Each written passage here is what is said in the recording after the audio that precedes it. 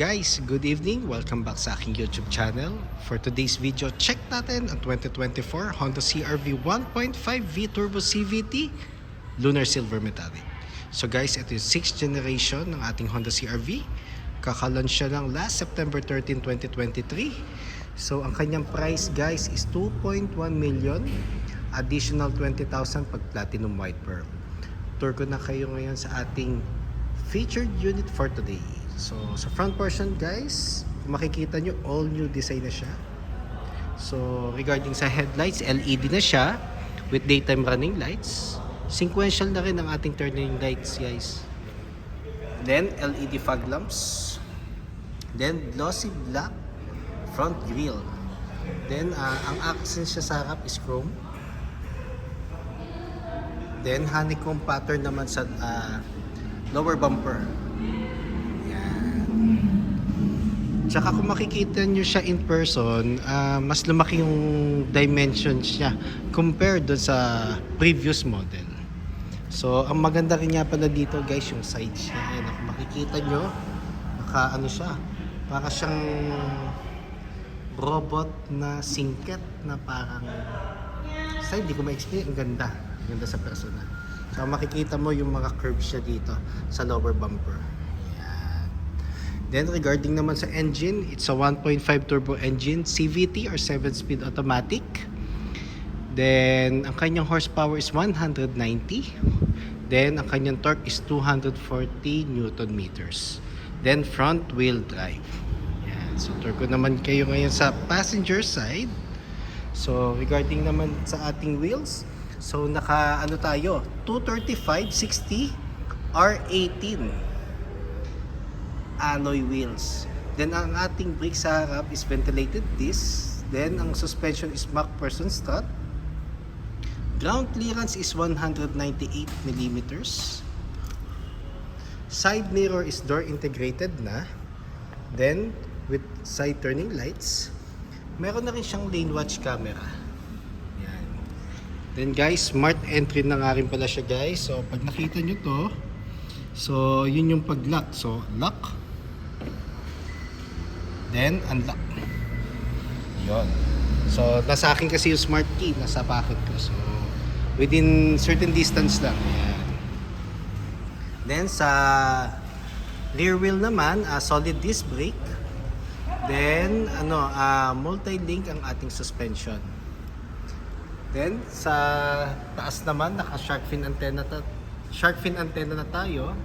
Then naka tayo, roof rail na metal. Yan. So mas mukha na siyang premium talaga tingnan.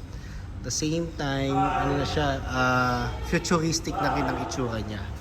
Then regarding naman sa likod, so naka tayo, matte black na tailgate spoiler. Then vertical ang ating vertical ang ating taillights. Yan. LED na rin siya. Then VTEC turbo. Then CR-V emblem. So pag all-wheel drive guys, meron AWD dito. Yan. Tapos meron na rin tayong reverse camera. Then sa rear lower bumper natin, meron na tayong 4-eye backup sensor with reflector. Then matte black ang ating ang bumper. Yun nga pala guys, pag sa V, walang tailpipe finisher ang ating tambucho. Then tailgate, na siya, power tailgate na guys. So ito yung ating compartment space, just in case na 7 passengers. Then ang ating ceiling is light gray na. Then, ang ating material for the seats is leather na rin. Ayan. Then, ang naiba ngayon for CR-V, meron na siyang walk-away door lock. Pag itong pinindot nyo guys, at umalis na kayo at dala nyo yung smart key, automatic magla-lock na siya. 2 meters ang distance para mag-lock. Yun. So, kung gusto nyo lang naman siyang isara, ito lang ang pipindutin natin.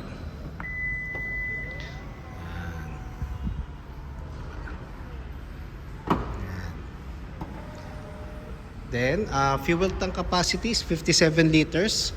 So, minimum required is unleaded. So, pag gusto nyo mag-higher octane like 93, 95, and 97, kailangan isang octane lang ang gagamitin natin. Para hindi magkakaroon ng effect sa makina. Yan. So, sa second row naman guys, ito ko lang. So, spacious pa rin. So, yun yung best asset ni Honda. Then, pakita ko lang yung ating dome light. LED na siya. Then, touch na rin siya guys. Ayan.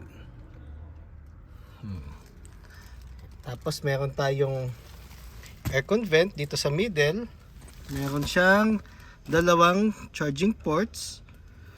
Ayan. Kung hindi nagkakamali, type Z to. Ayan. So off na natin.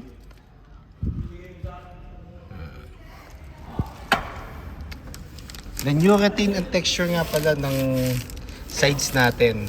Then meron siyang glossy black accent with it's more on honeycomb pattern na parang carbon type. Yan. So tour ko naman kayo ngayon dito sa front. So sa seats natin sa driver and passenger side, naka power seats na siya both. So yun yung isa sa mga premium features ng ating all new CR-V. Then regarding naman dito sa sides, so meron siyang memory seat. So set mo lang siya. Then normal normal buttons pa rin, yung power folding, the power side mirrors, central door lock, and power windows. Then guys, equipped na rin nga pala ito ng Honda Sensing. So all variants like like Honda City na rin and Honda HR-V. Na siya, naka Honda Sensing na. So buksan ko lang yung ating map light na LED na. Ayan. So nandito na tayo sa loob. Ayan. Ganda, di ba? Ayan. So regarding steering wheel, tilt and telescopic na siya. So pwede mo siyang i-adjust forward and back, up and down. Then leather na ang ating steering wheel cover. Then audio control, and for the Honda Sensing. Meron na rin siyang paddle shifters guys. Yan. So maganda rin kasi kay Honda, kung mapapansin nyo, kung makikita nyo siya ng personal, yung steering wheel niya hindi ganun kalaki, hindi rin ganun kaliit. So saktong-sakto yung sukat. The same time, pagdating sa handling, isa sa mga best assets yan ng Honda. Hindi siya sobrang lambot, pero magaang. May experience nyo yan pag nagpa-schedule kayo ng test drive sa akin. Ayan. So, meron din siyang part na glossy black dito sa ating steering wheel. Then, ang kanyang aircon ventilation is yung parang sa Civic na din. Mapapansin nyo, honeycomb na rin, guys. Ayan. Ito, honeycomb. Tapos, honeycomb din na parang carbon nga yung kanyang accent. The same time, glossy black. Itong portion na to. Hanggang dun sa dulo. Then, touchscreen audio unit with Apple CarPlay and Android Auto ready. So, for the Apple CarPlay, wireless na siya. Ayan. Then, aircon buttons natin. So, start ko guys para makita nyo. Push start button na rin siya.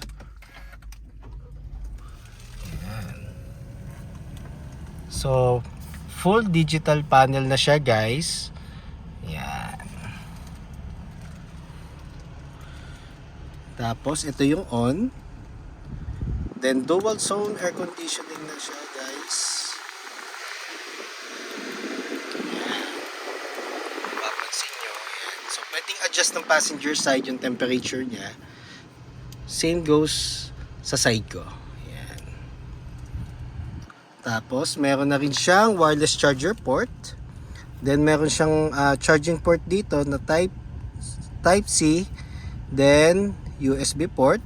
Then, power outlet. Dito, sa portion na to. Ayan. Tapos, ito yung ating shift knob. So, cover na rin siya ng leather with gray stitches. Then, park, reverse, neutral, drive, and sports mode. Icon button. So pag inon mo yan, lalabas yung symbol dyan na leaf. Ito. Ayan. So for fuel efficiency, so gagamitin mo lang siya more on sa ano lang, city driving kung hindi ka naman nagmamade, more on chill ride ka lang. Hill descent control, so si CRV and si HRV pa lang ang meron. Actually si HRV ang una nagkaroon ng hill descent control, ngayon si CRV na. Ang purpose nito, pag pa downhill ka at sobrang tarik ng bababaan mo, i-on mo lang to. So pag pinindot mo siya, ayan, lalabas yan. So ang purpose niyan, magse-self-adjust to engine brake yung CRV without stepping in the brake and in the gas pedal.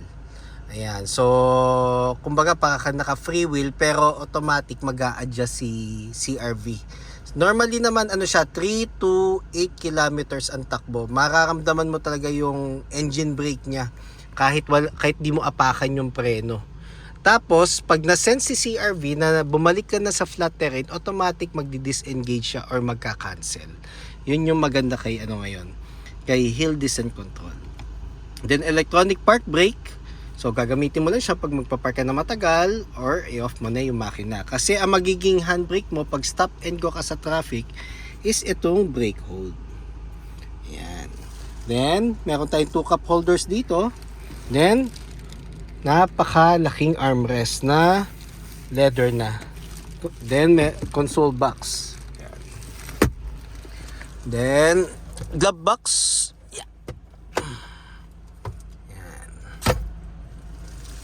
So guys, kung gusto niyo ng quotations, test drive, actually wala pa kaming demo unit, next month pa. So normally hybrid ang aming demo unit na dadalhin dito sa Honda Cars Quezon City. So update ko kayo sa aking YouTube channel pag ready na ang aming demo unit na hybrid.